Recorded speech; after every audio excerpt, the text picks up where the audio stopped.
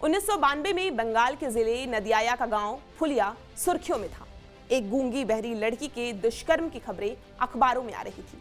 दुष्कर्म किया था सीपीएम के कार्यकर्ता ने। उस पीड़ित लड़की को साथ लेकर एक साधारण सी दिखने वाली महिला सीधे राइटर्स बिल्डिंग की ओर बढ़ रही थी, जहां तत्कालीन मुख्यमंत्री ज्योति बासु रह रहे थे। पुलिस ने उस महिला को रोका, उसके साथ बदतमीजी की और बाल घसीटकर बाहर फेंक दिया। ठीक 18 साल बाद वो महिला दोबारा राइटर्स बिल्डिंग पहुंची और इस बार वो मुख्यमंत्री थी। पीड़िता के लिए न्याय मांग रही उस महिला का नाम था ममता बनर्जी। ममता बनर्जी पिछले 15 साल से पश्चिम बंगाल की मुख्यमंत्री हैं और विपक्ष का एक दमदार चेहरा भी। टीएमसी प्रमुख ममता बनर्जी का जन्म एक गरीब निम्न वर्गीय ब्राह्मण परिवार में हुआ था। पिता स्वतंत्रता सेनानी थे। ममता बनर्जी ने छोटी उम्र में ही अपने पिता को खो दिया था। स्कूल के दिनों से ही राजनीति में जुड़ गई। गरीबी से संघर्ष करते हुए ममता बनर्जी को दूध बेचने का काम भी करना पड़ा। दक्षिण कोलकाता के जोगमाया देवी कॉलेज से ममता बनर्जी ने इतिहास में ऑनर्स की डिग्री हासिल की। बाद में कलकत्ता विश्वविद्यालय से उन्होंने इस्लामिक इतिहास में मास्टर्स की डिग्री ली। दीदी के पास बीएड की डिग्री भी है और बाद में उन्होंने लॉ की पढ़ाई की है। राजनीति में ममता बनर्जी अपनी सादगी के लिए जानी जाती है। परंपरागत बंगाली सूती साड़ी, ना आभूषण, ना कोई श्रृंगार और पैरों में हवाई चप्पल, यही दीदी की पहचान बनी हुई है। ममता जिस सादगी से जीती हैं, उससे कहीं ज्यादा उन्हें रंगों से प्यार है। ममता बनर्जी एक पेंटर होने के साथ साथ कविता भी लिखती हैं। बारिश के दिनों में आज भी उनका पैतृक घर तालाब सा बन जाता है। ममता की सादगी से प्रभावित दिवंगत प्रधानमंत्री अटल बिहारी वाजपेयी एक बार उनका पुश्तैनी घर देखने गए थे। शुरुआत से ही अपने तीखे तेवरों के लिए जाने जाने वाली ममता बनर्जी की राजनीति उथल पुथल वाली रही है। 1951 में नरसिम्हा राव की सरकार में उन्हें कई मंत्रालयों की जिम्मेदारी दी गई। राजनीतिक कारणों से उन्होंने मंत्री पद से इस्तीफा दे दिया। कांग्रेस पर सीपीएम की कठपुतली होने का आरोप लगाते हुए कांग्रेस से अलग होकर भारतीय तृणमूल कांग्रेस नाम की पार्टी बनाई। 1998 के लोकसभा चुनाव में टीएमसी ने 8 सीटों पर जीत हासिल कर बता दिया कि बंगाल की सियासत में ममता के खूबसूरत सफर की शुरुआत हो चुकी है। इस बीच वो एनडीए से कभी अलग हुई तो कभी एनडीए में शामिल हुई, लेकिन उनकी राजनीति से ये साफ हो गया था कि वो बंगाल की राजनीति में ही दिलचस्पी रखती हैं।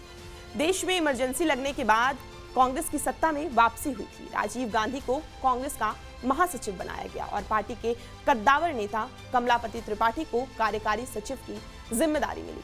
पार्टी का अधिवेशन तब के कलकत्ता में बुलाया गया। 28 साल की एक लड़की को वरिष्ठ नेता सुब्रत बनर्जी की टीम में रखा गया और कांग्रेस के बड़े नेताओं की देखभाल की जिम्मेदारी दी गई। लड़की का नाम था ममता बनर्जी, जो अक्सर पुरानी मान्यताओं को चुनौती देने की में यकीन रखती है। कमलापति त्रिपाठी उस वक्त कांग्रेस के बड़े नेता थे। अधिवेशन में उनको लेकर एक पेच फंस गई। त्रिपाठी जी पुरानी मान्यताओं को मानने वाले में से थे। इन मान्यताओं में से एक था कि वे सिर्फ ब्राह्मण के हाथों का खाना खाना ही पसंद करते हैं। सुब्रत दा ने ममता बनर्जी से कहा कि कमलापति त्रिपाठी सिर्फ ब्राह्मण महिला के हाथ का बना भोजन ही करेंगे और सुबह नाश्ते में उन्हें पिस्ता, मुनक्का और जूस चाहिए। खान पान की जिम्मेदारी संभाल रहे अनिमा चटर्जी से युवा ममता ने कहा, मेरी 2 गैर ब्राह्मण सहयोगी कमलापति त्रिपाठी के लिए खाना बना देंगी और तुम परोस देना। ममता ने ठान लिया था कि वो त्रिपाठी जी को चुनौती देंगी। अपनी आत्मकथा स्ट्रगल ऑफ एग्जिस्टेंस में ममता बनर्जी लिखती हैं, अब कमलापति त्रिपाठी इस दुनिया में नहीं है। अगर वो जिंदा होती और इस घटना का पता लगता तो मुझे पक्का बाहर का रास्ता दिखा देते। बचपन से जिद्दी ममता बनर्जी ने जब जो चाहा वही किया। कांग्रेस में रहकर भी वो हमेशा सीपीएम की सरकार पर हल्ला बोलती रहती थी। अपनी जिद्दी स्वभाव के चलते उनको सैकड़ों बार पुलिस और सीपीएम काडरों की लाठियां खानी पड़ी। उनकी जिद, जुझारूपन और शोषितों के हक की लड़ाई के लिए मीडिया ने उनको अग्नि कन्या का नाम दिया। बात सिंगूर की हो या नंदीग्राम की, हर मोर्चे पर ममता बनर्जी जनता के साथ खड़ी थी। 2004 के लोकसभा चुनाव में टीएमसी को 1 सीट हासिल हुई और 7 साल बाद ममता बनर्जी पश्चिम बंगाल की मुख्यमंत्री थी। तकरीबन 3.5 दशक से सत्ता पर काबिज कम्युनिस्टों को हटाकर ममता बनर्जी इतिहास बना चुकी थी। ममता के स्वभाव के बारे में उनकी मां ने एक बार कहा था कि वो जो ठान लेती है वो हासिल करके ही मानती है। ममता बनर्जी राजनीति में जहां सादगी का प्रतीक मानी जाती है, वहीं उनका गुस्सा भी जग जाहिर है।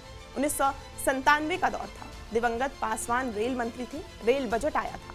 जिसे ममता बनर्जी बहुत नाराज थी। बजट में बंगाल को नजरअंदाज कर दिया गया था, ये कहते हुए उन्होंने अपनी शॉल पासवान के ऊपर फेंक दी।